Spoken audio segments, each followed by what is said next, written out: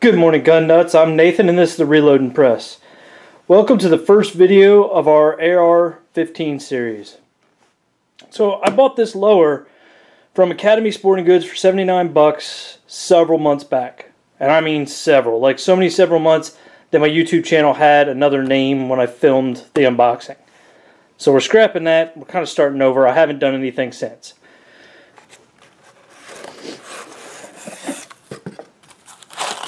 So I figured $79 isn't too bad for a Ruger product. You know, the casting seems to be in good shape.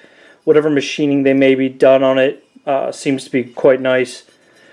The coloring of it is very uniform. Has a script on there, AR-15. I don't care for that. I wish it didn't have that, but what are you going to do? On this side, it's plain. There's a fire and safe. Nothing too fancy.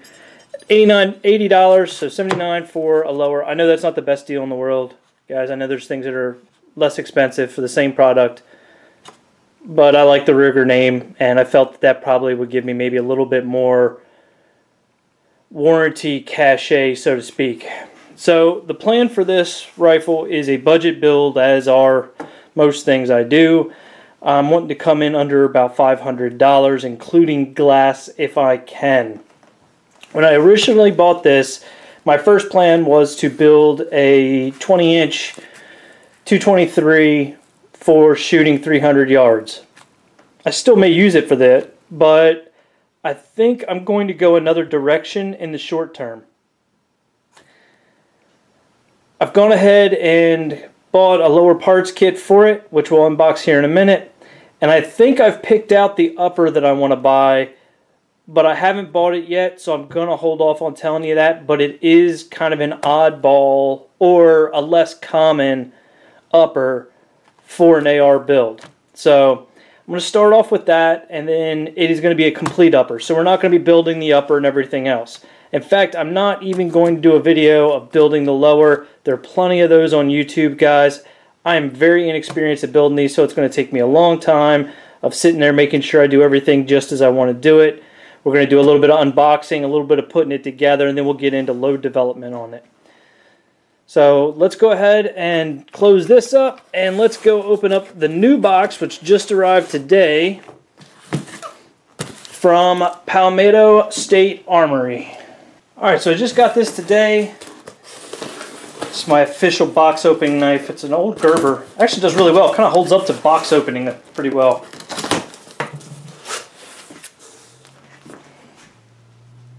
Palmetto sent me a sticker, which will go up on the wall, of course. Cool, cool, cool. Packaging, packaging, packaging. Box inside of a box.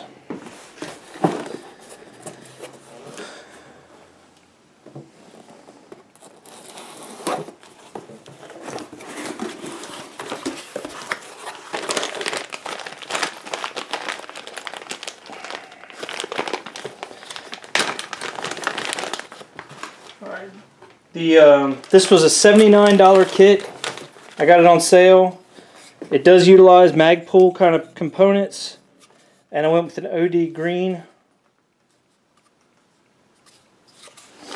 This is a kind of a harder plastic. It's not like a rubber molded, which I didn't really want the rubber. Okay. This is kind of the fine parts bag. Everything seems to be pretty well. Like, nothing seems to be kind of like half-assed. You know what I mean? Like, everything's bagged.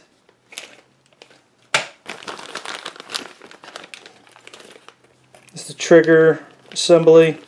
I got the standard trigger because from what I understand, there's really not that much of a difference. Nothing that a needle file or some memory paper can't replicate. So I just saved the 10 bucks.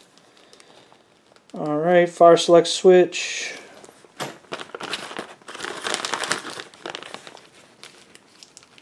Magazine release, I think, yeah.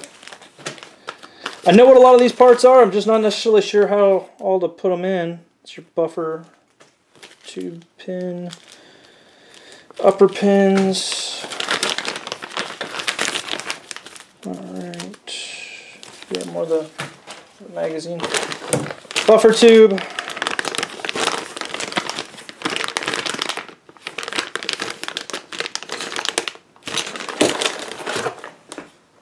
And the stock. I like this better than the unsupported ones. I don't really care for them. I think those are considered pistols, but I don't quite understand that whole thing yet. But alright guys, I'm going to work on putting this thing together tonight. And once I get it all together, we will come back and talk a little bit. And I'll probably push this out, and we'll wait till our next video, which should be hopefully someday, or eventually, the upper. But see you in a little bit. Alright guys, so we are back with the completed lower receiver for my AR-15 build. I didn't have any special tools, just some pin punches. I didn't have a wrench or anything for that, so I just used a pin punch and some patience. A lot of patience, a little bit of tape here and there to try to keep from marring the surfaces. I kept from having any scratches on the receiver. Just using, like I said, a little bit of patience. Everything seems to work really well. I've got no complaints. The hand grip here was very tight getting into this Ruger receiver, so keep that in mind. I don't know if it is for every one of them. Just like I said, using a little bit of patience and taking my time, I got it on there without too much hassle. But it was pretty tight. It only took I don't know, maybe an hour to get this together, just kind of following directions, making sure I was doing everything right. Other than that, guys, I think that's pretty much so it. I really like the looks of it. I like the green. It doesn't come across very well in the camera, but it is a darker green. It's not as brownish as it looks. So it matches really well with the black here. The trigger isn't as bad as I was like worried that it would be. There's a definite hitch. I don't know if you can see that, but like right in there, there's definitely a hitch. Which I may decide to pull that apart and kind of work on it and try to get that a little bit better. Or I may just leave it and see if it works in. A lot of this kind of metal usually will work in pretty well. Other than that, guys, I mean, there was really nothing to this. We got, I don't know if I mentioned this, you have an extra detent and spring for your upper pins. You know, keep that. Don't let that get too far away from you, because there's always a good chance you'll end up needing it. But I think that's it, guys, until we get our upper, and that might be a couple more weeks. So I am going to post this just to get it out there, just so you guys can see what I got going on. But I'm very, very, very happy with the products, with the Ruger receiver, with the Magpul, with Palmetto's matching of parts, and the trigger. Everything went together really nicely. It didn't take a lot of force to do anything. Very, very, very pleased. So, hey guys, before I let you go, I wanted to quickly remind you that the Reloaders Network is going to be having their Saturday night live chat on Loads of Bacon's channel.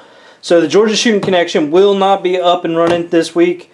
We will be back on my channel come Friday of next week around at 8 o'clock. I know Jamie was guest hosting last week. He did an amazing job. I really appreciate it. JH586 did a great job. If you haven't checked out his channel, please do so. And you can also catch the Georgia Shooting Connection live stream from last week on his channel. Did a heck of a job. But we will not be streaming this week due to conflict with the Reloaders Network. So we let them go ahead and take over on Saturday night. So I don't know how it's going to go. I might be there. JH586 might be there. Kyle might be there. Chico may be there. I have no idea. So guys, go ahead and check out the reloadersnetwork.com. That's where this video is going to be posted first. It'll then be posted onto my YouTube channel probably a little bit later this week. But I think that's all I have for you guys, so I appreciate it. Until next time, stay safe, have fun. I'll see you when I see you. Laters.